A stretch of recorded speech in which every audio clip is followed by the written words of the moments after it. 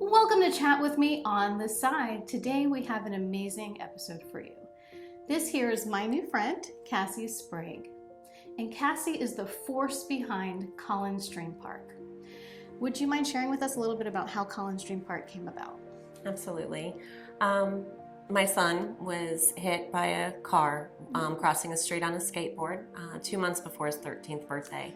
Okay. And it kind of all started because I was starting to get an influx of people donating, towards the memorial service. And I have to say, even the people that performed the memorial service and gave me their venue donated their services as well. So I had this money coming in, and it started with just, I'm gonna put the best bench possible, get the best things for him.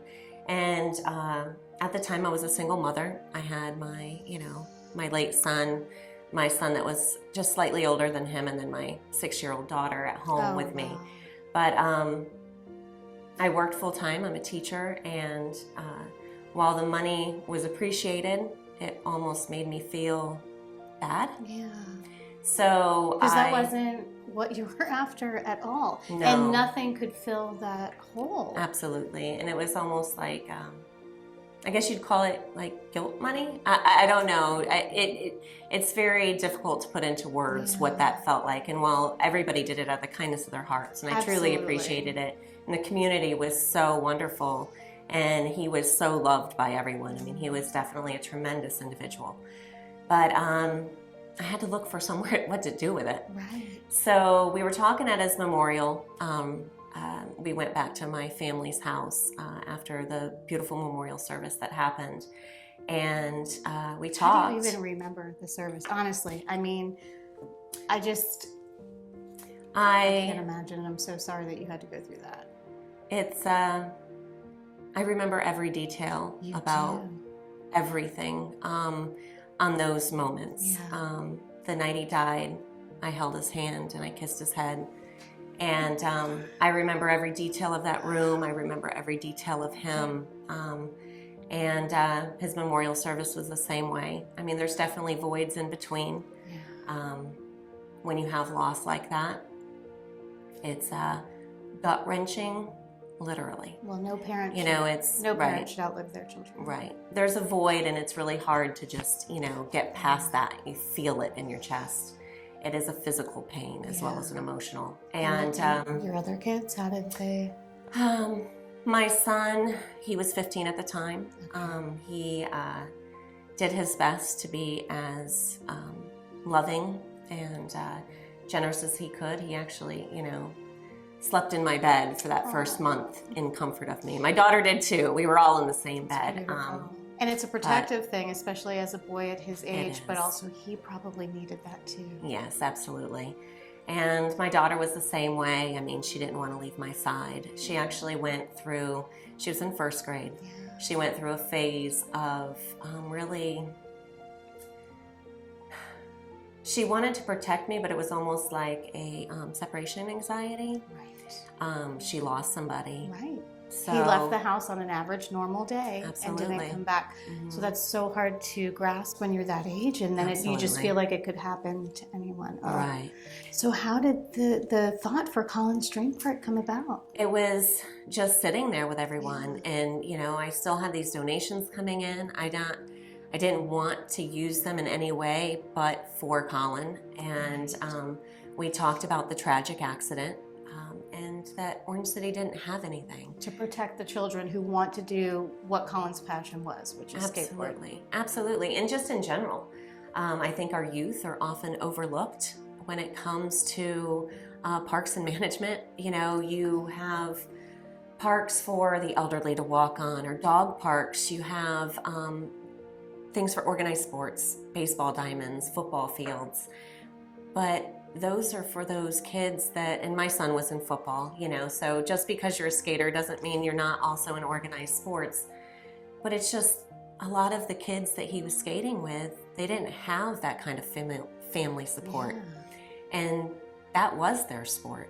So and then just for them, giving even something. losing Colin, for them, his friends, I Absolutely. hadn't even thought of that part. Must be so scary, and they might not have wanted to skateboard after that, or I don't know, maybe they did in his honor. Right. Yeah.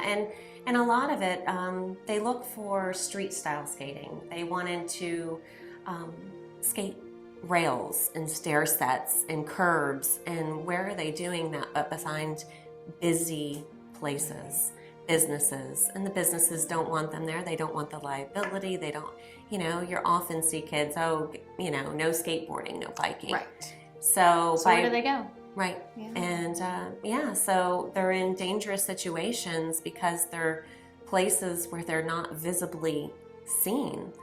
And so it was really important for me to provide that place.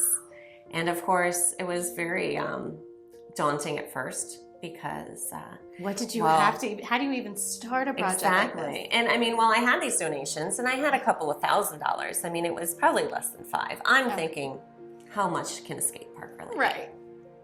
Well, cement is very expensive. Yes. Let alone all the other stuff and the city stuff. Absolutely. And I remember, because I'm still working at this point, I had to go back to work by the time it was 6 weeks later because I had to be able to support my children. But my parents went for me that first time, and my parents, I can't express how absolutely amazing and supportive they've been.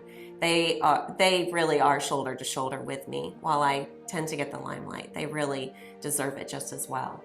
And they went that first time to New Smyrna Skate Park, and they talked to the people that oversee it there. Wonderful. And they got a price, and it was like, I want to say it was like $2 million. And they're like, you have got to be kidding me. So I remember them getting upset, like, oh my gosh, like, why is this so expensive? Right. So there was a time when it's like, okay, do we need to kind of step back and reevaluate what we're going to do? And we didn't. We just were like, you know what? We'll just keep going, and maybe the city will pitch in something.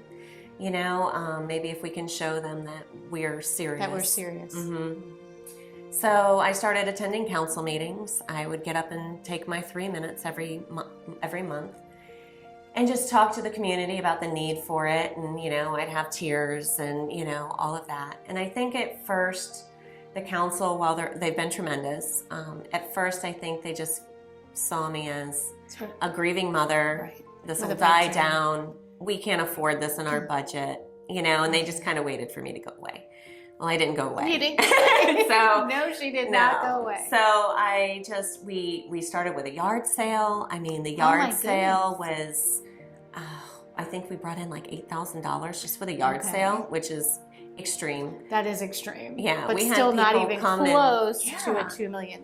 There's a huge gap in there. Absolutely, because we got all of the community to donate their stuff, and then we had all of this just stuff, and people would come, and usually you have that haggle at a yard sale, but they were happy to give.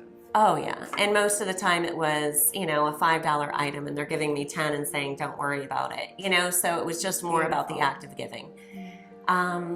So that was beautiful. We ended up having our first birthday bash in April, which was 2 months after his passing. We had a run, walk, skate. My son attended Orange City Elementary when he was in elementary. He was a middle schooler when he passed, but we went from Orange City Elementary up to Valentine Park, which is where he had played 5 seasons of football for AAU. And, it was wonderful. The police donated their time to escort us.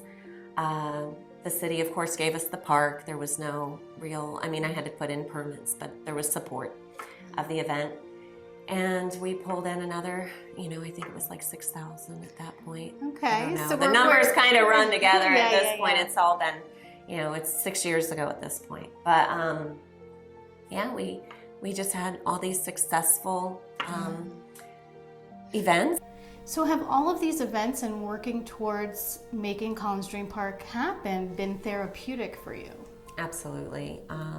I had tried a support group for mothers that have lost their children, and I just didn't feel like it was the right fit for me. A lot of times, and everybody grieves in their own way. Yep, absolutely. But there was just a lot of negative energy in that room, and I felt the best therapy for me was to surround myself with a with the most positive things possible, because it is very easy to get overcome by negative emotions. Yes, and just go down that rabbit hole. And yeah, and I did my best to try to stay above that and beyond that. So I read a lot of books. I, just tried to focus on anything positive I could, and Colins Dream Park was that for you. Exactly. And I'm so glad you said that, because I think it's so important for people to know that if you are grieving, it's okay. No matter how you choose to handle it, you have to do what's right for you. Yes. And everyone around you will have an opinion on how you should grieve, Absolutely. but you have to choose for yourself. So while support groups may not have worked for you because you're more individualized in that respect, yes, it may very well work for somebody else. Absolutely. And I know it was a tremendous help to those other women that were in that group, and some had been in it for a couple of years. It just wasn't really what I felt was most beneficial to me. So And you mentioned your other children, so Absolutely. they also had to go through the whole grief process in their own way. Yes, they did, and it was hard on everyone. My parents, I was lucky enough to have them, and they really worked through this whole thing shoulder to shoulder with me, and they really deserve a lot of the, just recognition for that. But they moved through it with me, and I know that they benefited from focusing on that dream park, and they still focus on it. They bring the construction workers every day drinks and lunch, and that's their way of, saying thank you for moving this park along. And they're tremendous people. That's wonderful. My son probably had the worst of it. He really struggled for years, and the darkness was really overwhelming for him. But he has a beautiful baby girl. She'll be 2 in July. And I think just the love that a child brings really helped him move beyond all of that and made him grow up. And he's wise beyond his years. And he's a beautiful individual. And my daughter, she's so kind and sweet, and she definitely has a maturity that not every child has at the age of almost 13. Having gone through something so impactful. Mm-hmm. And, I know she even expressed to me this past year, we were talking, and we talk about Colin all the time. We have little things that we look for that remind us of him, and like I said, we talk about him all the time. Good. And in a loving way, and in a laughing way, and it's not sadness. We remember who he was. Good. So, it was hard for her. She's 12. She'll be 13 in September, and she's the age she was when he passed. And feeling that was really stressful for her this year. But, she has some sad moments, just like I do. Just like we all do. And you're entitled to that. Own that, Absolutely. But it's important to express it when it happens. Absolutely. And just refocus. Yes. And they've seen you. They've seen you persevere. They've seen your strength. They've seen your force and your drive to make Colins Dream Park a reality. And tell me, where is that at? Well, we're 2 weeks away, so I know the construction workers have had a hard time keeping the skaters off the park when it's not being, watched during the day. But the skaters are trying to use it before it's even ready. Oh, yes. Oh, bless their hearts. And, it's just important, we put it out there on Facebook, it's important to just be patient.